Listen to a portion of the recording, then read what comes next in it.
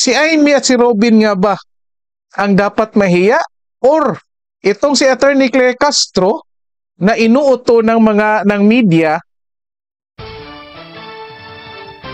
Okay, magandang araw po sa inyo lahat and welcome ulit dito sa ating YouTube Tabunan PH channel mga kababayan.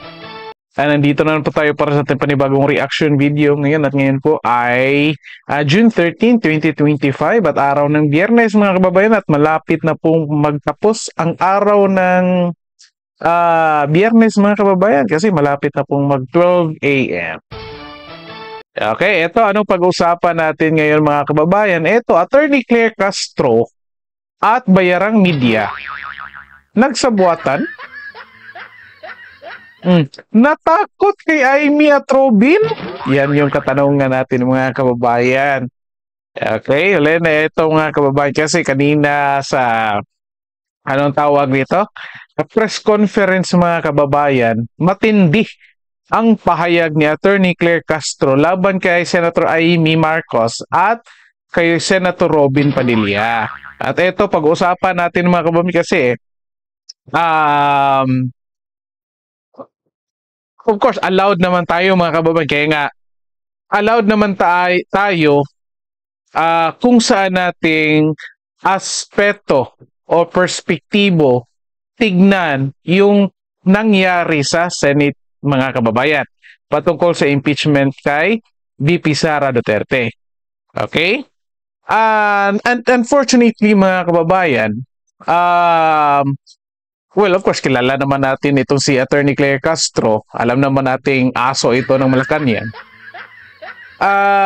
Mas pinili nila na tignan yung masamang perspektibo mga kababayan. At ito, pag-usapan natin yan.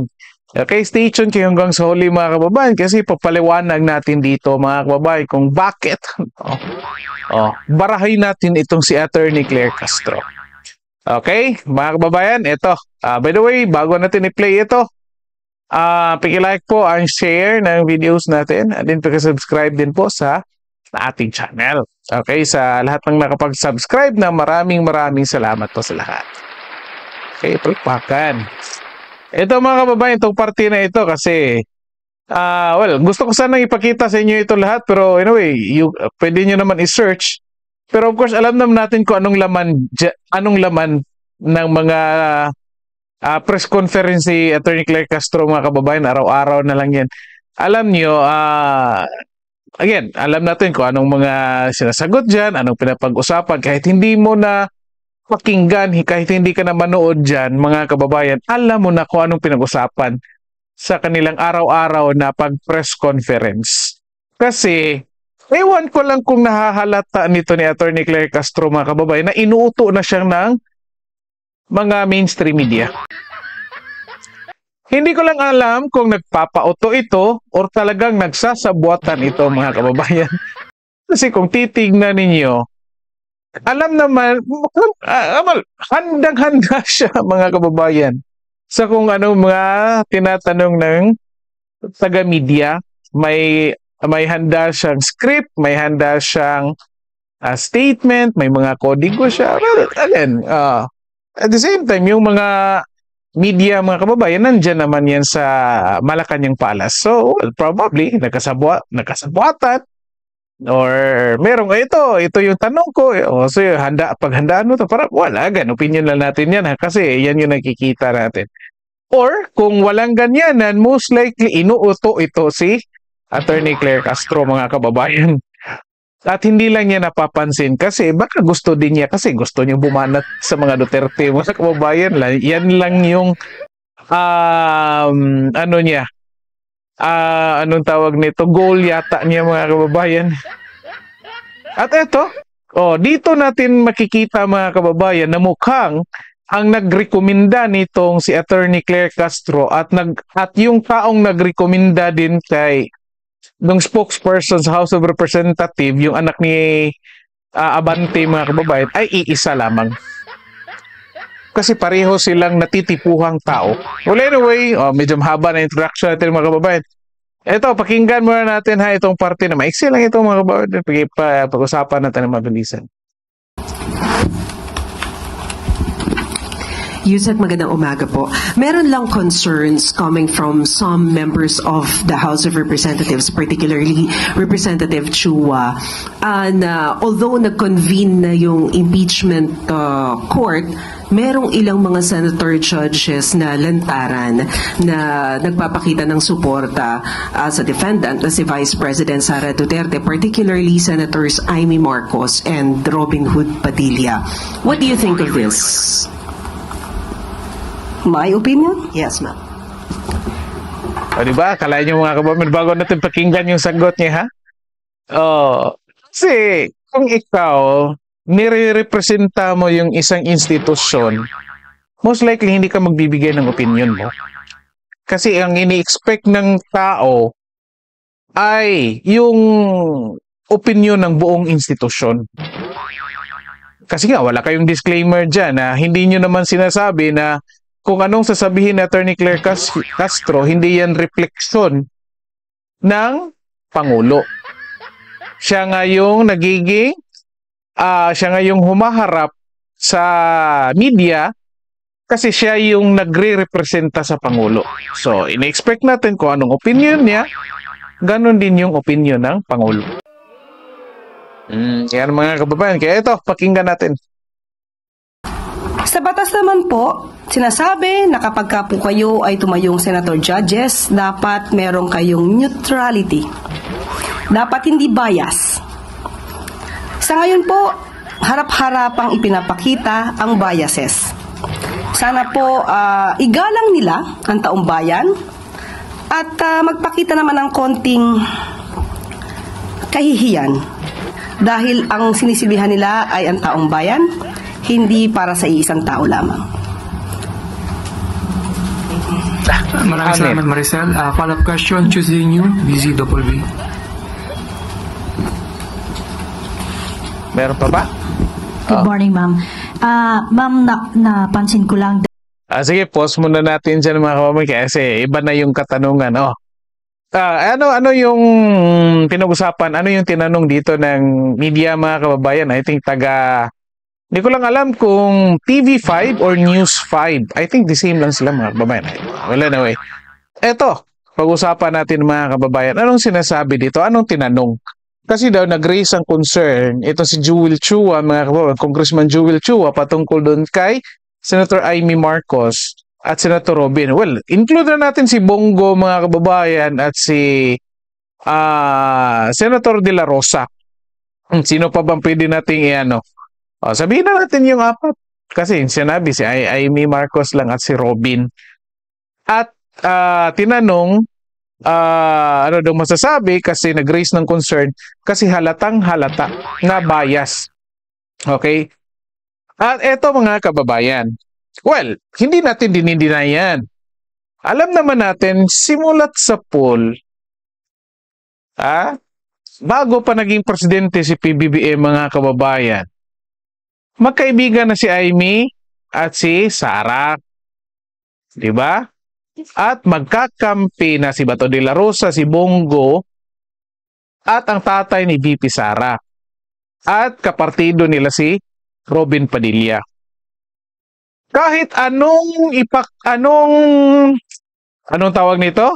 Action na ipakita ng mga taong to, ng mga senador na ito, para sabihin ng mga taong neutral sila, no choice pa rin sila kasi sasabihan pa rin yan ng bias. Okay? Ang kagandahan dito mga kababayan, para sa akin, ito, maganda ito. Number one, bilang senador mga kababayan, itong mga taong to nagiging honest. Honest ito. Bakit? Pinapaalam na nila mga kababayan na bilang senador, ito yung paninindigan nila. Hindi katulad ng ibang senador mga kababayan na nagpapakita or gumagamit ng term or nagtatago sa blanket ng justice at accountability, nagdi-demand ng justice at accountability, pero, of course, alam naman natin na bias din. Kilala nyo yan. Kung sino, i-comment nyo dyan mga kababayan kung sinong pinagtutukuyan natin. Yung iba, medyo, medyo neutral ito. Pero, huwag na tayong magbuluhan mga kababayan. Itong mga senator judges mga kababayan, ang tinakbuhan nito, senador lang. Of course, alam nila na posibleng posibleng magiging impeachment judges sila. Pero, hindi yan train, mga kababayan. Hindi yan train. Yan nga yung sinasabi natin dati pa. Ito yung mali, isa sa mga mali na dapat baguhin sa ating konstitusyon na dapat parte na dyan sa impeachment kasi dapat yung korte talaga ang mag-decide yan. Kasi yun nga mga judges, di ba? Dapat scrutinize ang pagpili ng mga judges or yung mga hukom. Kasi dapat maganda yung record nila. Ngayon mga kababayan, kung sa tingin ninyo, again, i-comment nyo nga dyan kung sino dyan sa 23 judges or senator judges ang sa tingin nyo walang bias. I-comment nyo nga dyan. Lahat naman yan, alam natin ang biases dyan. Hindi mo yan matatanggal. Yun nga, sinasabi ko, ang maganda dito is aminado itong mga taong to, itong mga senador na ito. Honest ito. Kayo, comment kayo dyan. Saan kayo? Doon sa mga tao, yun nga, nagpapakita ng bias, yet honest naman, umami naman, pero, or doon kayo sa nagtatago sa anong tawag nito? Words na justice at accountability, pero of course alam naman ng taong bayan na bias din. Pili na kayo dyan mga kababayan. Ito, puntahan na natin itong bakit natanong natin, nagsabuatan itong si Attorney Claire at itong si, sino ba to yung reporter mga kababayan? Bakit? Anong tinanong? Anong reaksyon niya patungkol sa bias mga kababayan? At sinasagot dito ni Attorney Claire ay dapat kasi daw sa batas magiging fair, free from bias kasi yung taong bayan ang pinagsisilbihan. Okay? Ito mga kababayan, kung natatandaan ninyo yung statement ni Robin at ni Amy Marcos, ano yung laman ng statement nila? Sinabi ba nila na ayaw nila ng impeachment kasi ayaw nilang matanggal si VP Sara? I-comment nyo dyan. Eto, statement ni Amy, pakinggan natin ng maiksi. Maiksi lang. Officer, sang-ayon po ako sa motion ni Senator Judge De La Rosa at Senator Judge Cayetano, basta't maliwanag na ititigil ang proseso hanggat di natutupad ang dalawang kondisyon na sinaad ng ating amendment. Ang sabi, accountability? Accountability ba talaga? May dalawang SKL ako dyan. Una, SKL, share ko lang na si VP Inday Sara ay sinampahan maiksi lang ito mga kababayan na mga around 2 minutes lang. Kaso sa Komisyon ng Audit, ang COA, sinampahan ng kaso sa Supreme Court, sinampahan ng kaso sa iba't iba pang korte, sinampahan ng kaso ng Department of Justice, pati na rin ng PNP, at sinampahan ng kaso ng disbarment. At kanina lamang, may panibagong isasampang 612 million na namang confidential fund ng OVP at ng Department of Education. Walang tigil na kaso. Kung accountability ang tunay na gusto ng mga birit ng birit, bakit hindi paghusayan ng mga kaso para panagutin si VP Inday sa mga yan? May multa yan. May kulong if ever mapatunayan. Aba, damang-dama ang accountability kapag ganyan. Itong impeachment na inipit inupuan, nilimliman, minadali, ibinalibag sa Senado sa dulo ng sesyon. Ito ay ang pinakamaliit na iskinita ng accountability na yan. Oo, pause na muna natin dyan. Di na muna natin tapusin mga kababayan. Kay Robin, hindi na lang natin ipapakita mga kababayan na kasi of course, natatandaan nyo, medyo mahaba yun kay Robin mga kababayan compared dito kay Amy. Pero ito yung mga punto natin dito. Okay? Bakit nasabi nga natin na kasi mga kababayan, pwede naman talagang tanungin kung talagang itong mainstream media mga kababayan, kung hindi ito mga bayaran, pwede naman talaga nila tanungin. Okay lang naman tanungin yung Malacanang patungkol doon sa kung anong laman ng kanilang statement. Diba? Anyet, ang tinanong, anong masasabi doon patungkol sa bias? At ito nga sabi ni Atty. Claire Castro, kasi ito daw mga tao to, Senator Amy at si Robin, sabihin natin mga kalyado ng mga Duterte, ay pinagsisilbihan lang daw ay iisang tao. Kung titignan ninyo mga kababayan, yung statement ni Amy at ni Robin, ni Bongo, at ni Bato de la Rosa, sa tingin nyo ba isang tao yung iniisip nila? Si Sara Duterte lang ba ang iniisip nila sa kanilang statement? Diba? Again, kung tatapusin niyo yung statement ni Amy mga kababayan, kung balikan niyo yung statement ni Robin,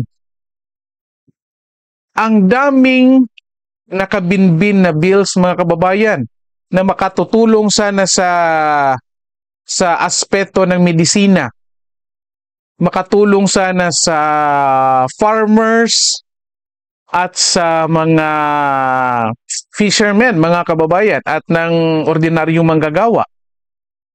Concern din niya yung pagtaas ng minimum wage. Diba? Na kung saan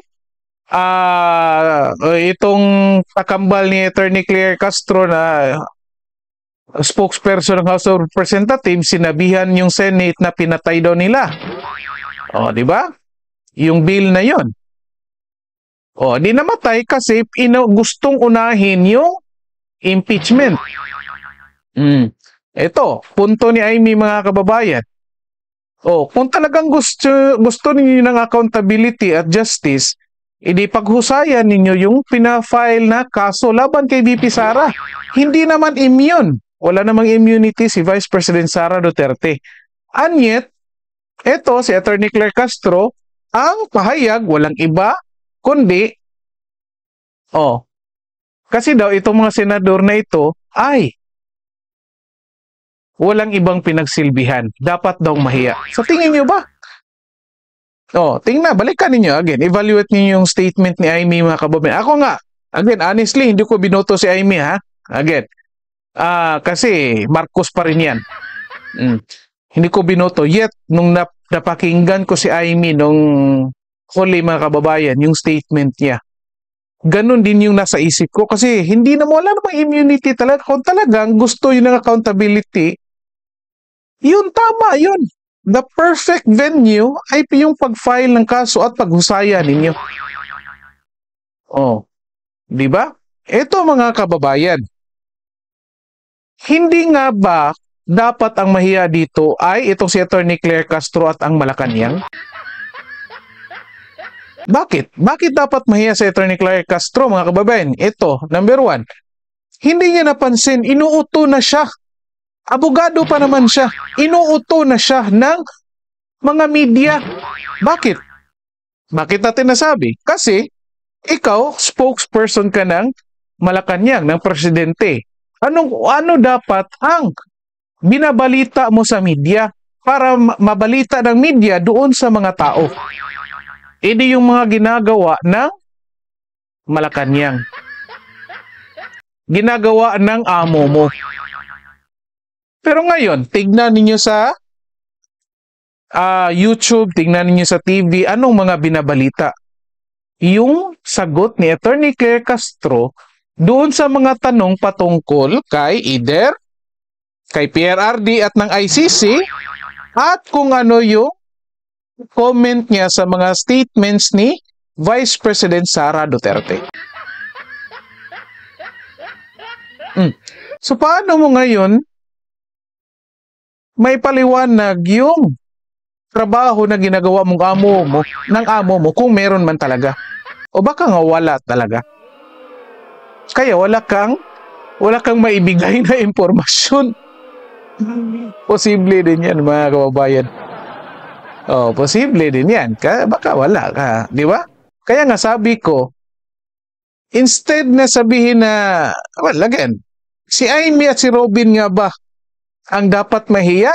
Or itong si Attorney Claire Castro na inuuto ng media at itong Malacanang na kung saan yung mga tao walang nakikitang big tickets na proyekto. Di ba? Ikaw, nasa Malacanang ka. Kayo yung taga-implementa ng mga proyekto at iba pa. Gusto nyo ba? Hindi ba kayo nahihiya na ang matatandaan lang ng mga tao sa inyo ay yung mga banat ninyo sa mga Duterte, yung mga plano, yung mga ginagawa ninyo ngayon sa mga Duterte, pagpapadala kay PRRD sa The Hague, pagbanat kay VP Sara. At the same time, ang matatandaan din ay yung nawawalang pera na inutang galing sa Korea, pag-transfer ng PhilHealth funds doon sa National Treasury at ngayon ay nawawala. Hindi may paliwanag. Ano pa? Pag-zero budget ng PhilHealth. Ano pa?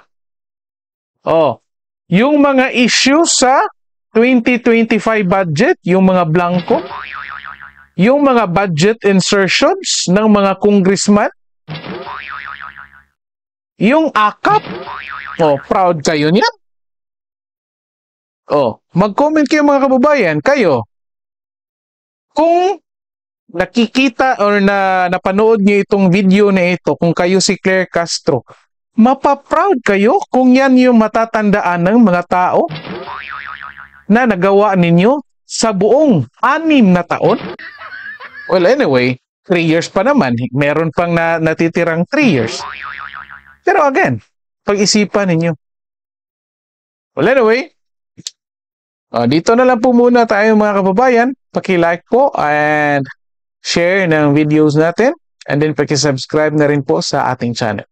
Okay, maraming salamat sa lahat at magandang araw po sa inyo.